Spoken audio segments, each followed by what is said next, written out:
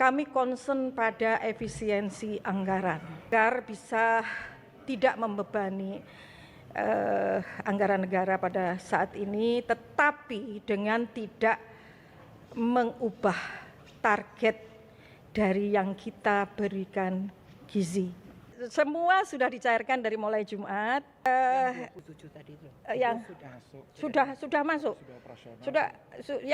Jadi memang ada beberapa yang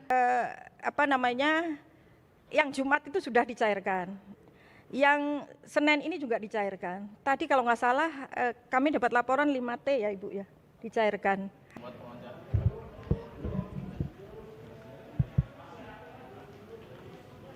Apa ini? Sini dong. Ini bertiga. Harus di sini, samping saya harus lurus. Sini.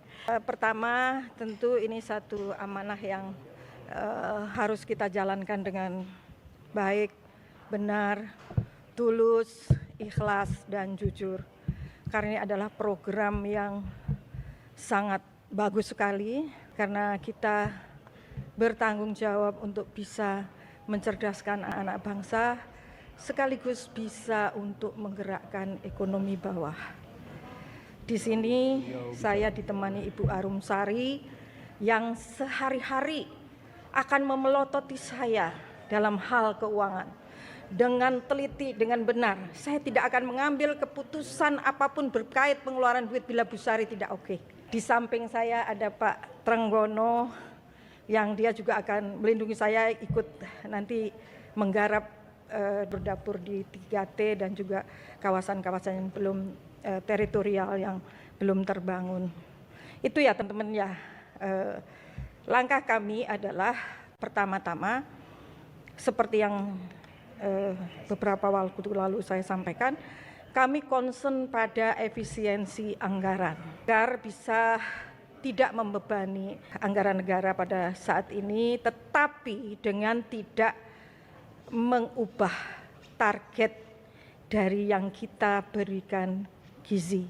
Efisiensi ini kami lakukan yang pertama melalui moratorium. Ini bukan titik baru, tetapi juga dapur baru.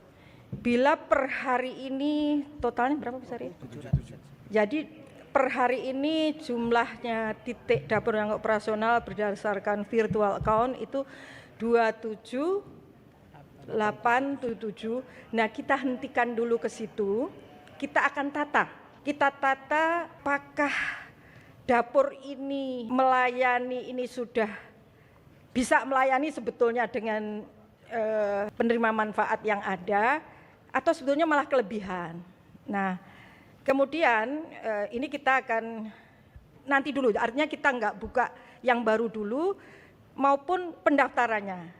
Ya, jadi kita mau nata misalnya Jawa Tengah ini harusnya butuh berapa, Jawa Barat ini butuh berapa, DKI butuh berapa, dan lain-lain Jawa Timur.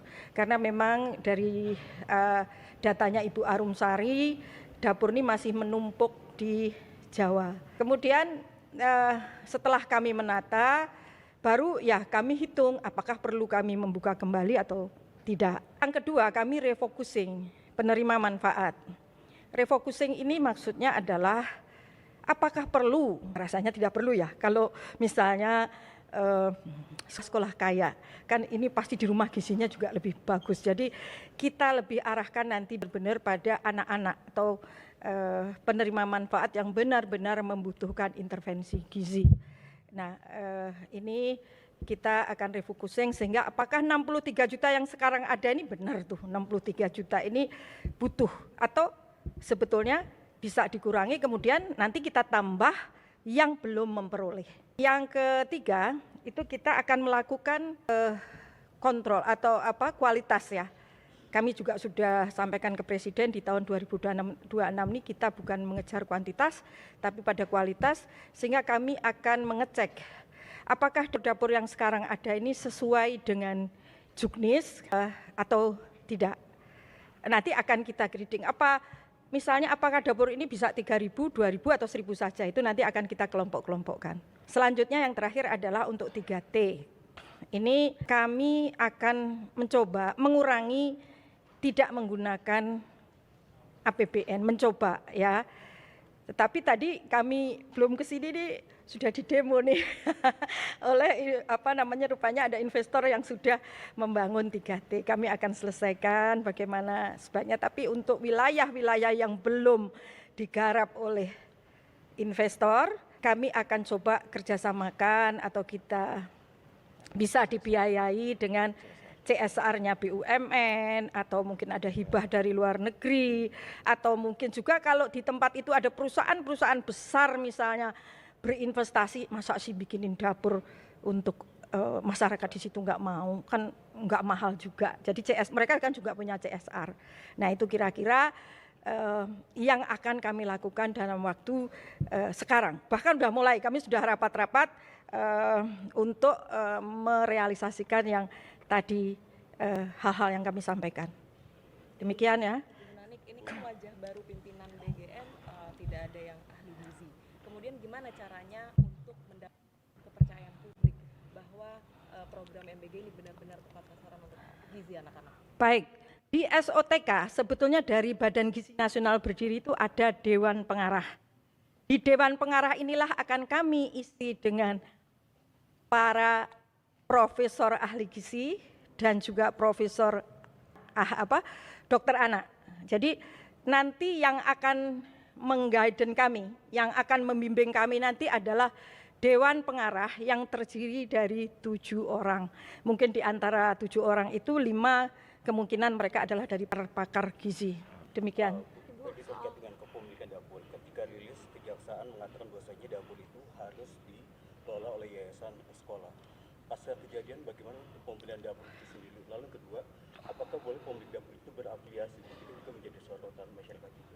Saya akan luruskan ya, mungkin sebetulnya bukan berafiliasi dengan sekolah. Yayasan itu boleh saja, tidak harus nggak ada syaratnya berafiliasi dengan sekolah. Yang diutamakan dulu Pak Presiden ketika mendirikan BGN itu adalah yayasan-yayasan yang bergerak dalam bidang sosial, kemudian pendidikan dan juga agama apa saja. Nah itu, tapi kalau secara khusus juknisnya berkaitan dengan sekolah tidak ada. Satu lagi kali ya. Jadi gini, masih kita lihat, jadi misalnya begini Mas, di tempat terpencil itu, saya misalnya di Lombok Barat, saya pernah ke satu pulau, muridnya hanya 119. Kan nggak mungkin juga didirikan dapur, tapi di situ ada kantin, jadi bisa dong kantin itu digunakan gitu. Jadi kantin ini salah satu alternatif, begitu. Jadi nanti kalau misalnya ada satu wilayah yang muridnya seperti di Raja Ampat, itu ada saya di sebuah pulau, muridnya hanya 115 juga, tapi di situ ada dapur umum CSR-nya Pertamina. Nah kita bisa gunakan juga misalnya seperti ini. Jadi ada itu alternatif tidak harus membangun dapur baru di 3T. Ya, ini bagian efisiensi supaya tidak tadi menggunakan semuanya APBN. Bu Nani, di Aceh ada 7 SPPG yang di stop karena belum dicairkan dananya, itu gimana? Ada yang bagian dari semua sudah dicairkan dari mulai Jumat. Yang 87 tadi itu. Yang sudah masuk. Jadi memang ada beberapa yang yang Jumat itu sudah dicairkan. Yang Senin ini juga dicairkan. Tadi kalau nggak salah kami dapat laporan 5T ya Ibu ya, dicairkan hari ini. Jadi tidak ada masalah, ini masalah teknis saja. Oke, teman-teman cukup ya. Oke, terima kasih teman-teman semua ya, selamat siang. Pokoknya dukung aku ya sama Mbak Bu Arum dan Pak Trenggono. Semangat.